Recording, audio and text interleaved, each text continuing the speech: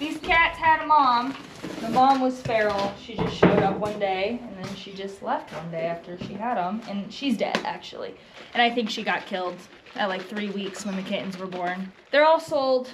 They're all going. They're not sold. I gave them away for free. I would never charge someone for barn cats that could be inbred. Who knows?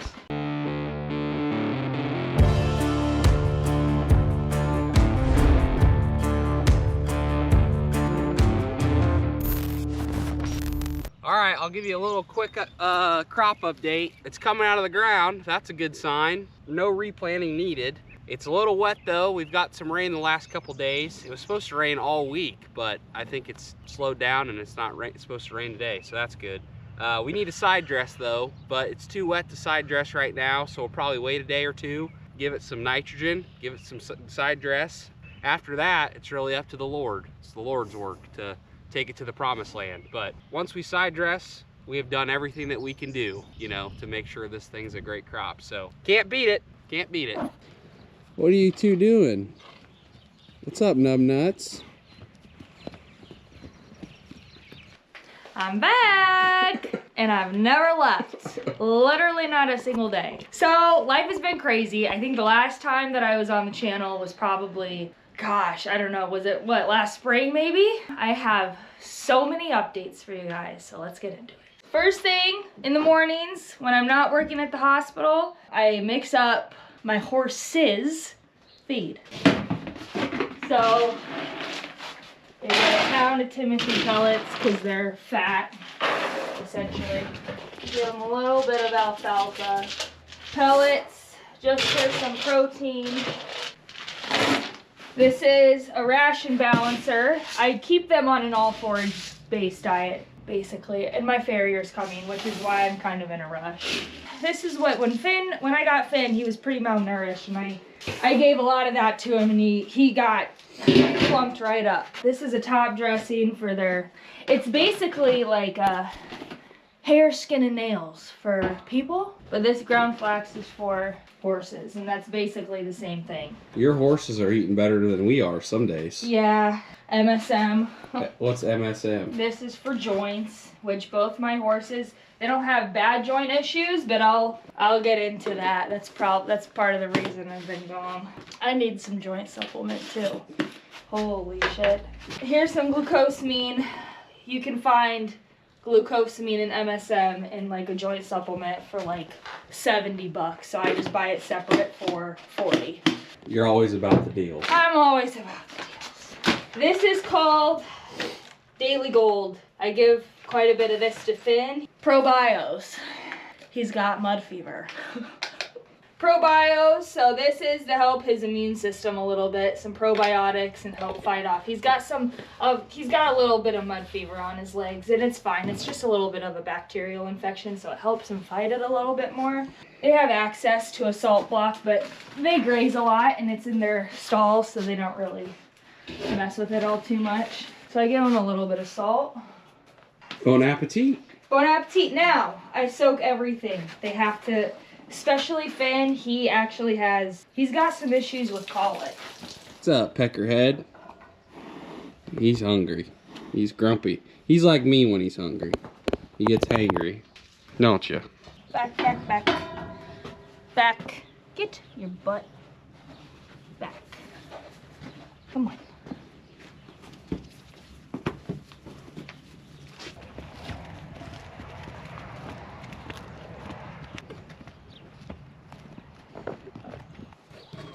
These cats had a mom.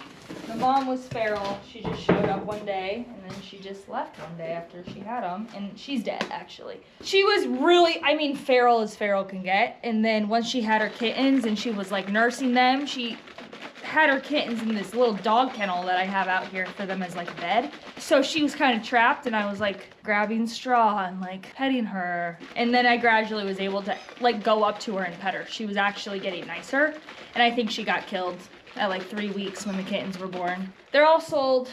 They're all going. But this is the runty. They're not sold. I gave them away for free. I would never charge someone for barn cats that could be inbred. Who knows? One of them got stepped on by the horses the other day. I was hyperventilating, freaking out. You know when you just think that sometimes things get squished and their eyeballs are gonna pop out? That's kind of what I thought was gonna happen. He's fine, clearly. It's this one right here. He's the biggest of them all. They'll be happy now. They'll stop trying to escape. All right, now for the update and where I've been. So last summer, I decided to ride Finney. He's a good boy, I promise. But I got bucked off, so it was the hottest day of the year yet. Sawyer was shooting a podcast with a guest upstairs. I was literally, I should have known better, riding him in his pasture. Now, if you know anything about horses, they can be barn soured. I grew up with cattle. They were always buddy sour. Our two heifers, you know, would bond together, and if you pull one away, the other one gets upset. I was riding Finn in the pasture. He can be anxious every now and then, and he wants to come right to the barn, and he started sprinting and bucking. I broke my wrist. I fell off, landed on the left side, tried to catch myself. Guys, it's crazy. I got up, I looked at myself, no pain. No puncture wounds, nothing, I'm good. I looked at my wrist, and the bone was not sticking out of my wrist, but I could see the whole bone going this way. I fractured it. I completely displaced the bone in my wrist. Came up, started saying, "Sawyer! Sawyer!" He was at the top of the barn, and he came down. I said, "I think I broke my wrist. We need to go to the ER right now." So I did. I don't know if you can see it well, but the incision site is about this big. I had to get long story short, I had to get surgery for it. I never want to break my wrist again. The day after I broke my wrist, I mean, they had put the bones back in place. I'm an animal lover. I was on the schedule to go get a dog, a puppy, from my dad's house. And everyone was trying to reason with me. "Kat, you just broke your wrist. Just wait, your dad will hold the dog for you." I'm like, I don't care, I want the dog. So I went and I got Hank, who's a German Shepherd Lab mix. In this like immobilizer thing, I remember he pooped in my car on the way home, and I had to pull over on the side of the road. I couldn't move my left arm at all, and I'm grabbing him out of the kennel, and I'm wiping up the poop, and I put it in a blanket, and I shoved it in the back of my car. So I was crazy for that. Well, I was home from work. I do heart ultrasounds with my left hand, so obviously I couldn't work. So I was home for a while. I'm like, this is the perfect opportunity to train a dog. Hey folks, sorry to interrupt, but I wanted to let you know on something pretty special. For the first time ever on Farmer Grade, we are offering whole and half hogs straight from our farm to your door. We made this a pretty good deal. This is a limited time offer. We're trial running this. We want to make sure that we do it and do it right. So we're only offering up 5 whole hogs and 10 half hogs. And we already have an existing processing date set in stone. We're gonna add it on top of our existing processing date and send it directly to your door. Our processing date is June 24th, and we're hoping to get these all out and sent to the people that buy by July 24th. We're hoping we get a month lead time, but we have discounted this and made it in bulk pricing. We're trying to give the best absolute price that we can on these. So we're about at $7 to $8 a pound. Grocery stores right now across the country on average are about at $10 to $12 a pound for pork. If you bought all the cuts that are involved in this bundle on our site, it'd be about 25% more than what it is on this bulk discount for a whole or half hog. We're really wanting to offer a lot of value here. We really want to do it right, and we don't want to overpromise or underdeliver, so that's why we're keeping it pretty limited to start with only 5 whole hogs and 10 halves. If you're interested at all in that, go get it while you can. I don't know how fast it'll sell out, but we'd love to send you a whole or half hog straight from our farm to your door. Appreciate the hell out of you guys. Now let's get back to the video. Okay, so then after my wrist was, basically healed, I think I was still wearing my splint.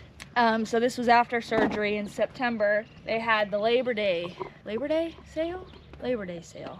My dad hated Finn. My dad hates horses, and he hated that Finn bucked me off. He's like, never ride that horse again. So we went to the Labor Day sale, and at a sale barn. At a sale barn. I thought we were just going to look. Like my dad, I've always been begging for a horse since I was a little girl. He never bought me a horse. He just kept coming home with cattle. I was like, Dad would never buy me a horse. Dad bought me a horse. His reasoning was, honey, I wanted to buy you a safe horse. And this one rolled in the ring, so calm, gorgeous. he's beautiful. I don't know if you guys know anything about horse conformation, but he's a gorgeous horse. There is a roadblock with that horse, and it's his leg.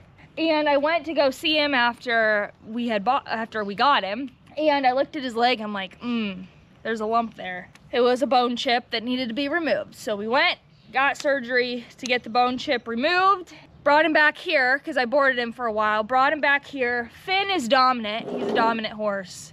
He chased him around this pasture, and his leg, he stunted his leg, and now there's quite a bit of joint fluid around his fetlock area. I'll show you. So right here is where he had a bone chip, right here. He got it removed. It was going down. It was never the same size as his other leg, but when Finn chased him around, he couldn't even hardly take a step on this. He's healed, and he's went back to his surgeon who did the surgery, completely sound. It's just an ugly leg. He's only 5 years old. He's young, and he's had quite a bit of time off. I want to get him back into a good routine of riding, because I would love to do some trail riding with him and have Sawyer ride one. I would ride Finn. Oh my God. Have Sawyer ride Finn, or I would ride Finn, Sawyer ride Django, and just go on some trail rides together. But I'm trying to find some things to take that swelling down a little bit, because it's painful for me to even look at. We'll get there, but he's a good boy. He's a puppy dog. I mean, he really is. He's a good boy. So no, I'm not pregnant. I have not kicked Sawyer to the curb. I've been here every day. We didn't break up. There's no need to think any of the worst case scenario stuff. All is good. Sawyer and I are good. Yeah, I mean, Sawyer and I help each other when we need to. Both him and I are just like kind of doing our own thing, and then we meet at the end of the night and it's all good. Okay, the other thing I'll say is Finn did go to a trainer. It worked. He's doing really good. He's always had his, I don't know, quirks, I guess you could say, but we're really starting to figure each other out, so that feels good. I do love this horse a lot. He's really is so smart. My other thing that I have to show you guys, you gotta meet the new dog, Hank. He's hilarious. The most personality that you'll ever find in a dog. He also stressed me out, like, eats rat bait, got into rat bait one day, stepped on a nail and punctured his toe. Eating dead pigs. Oh, goes to the compost pile like it's his castle, and he'll just start on the top and work his way down. He's crazy. We'll show you him.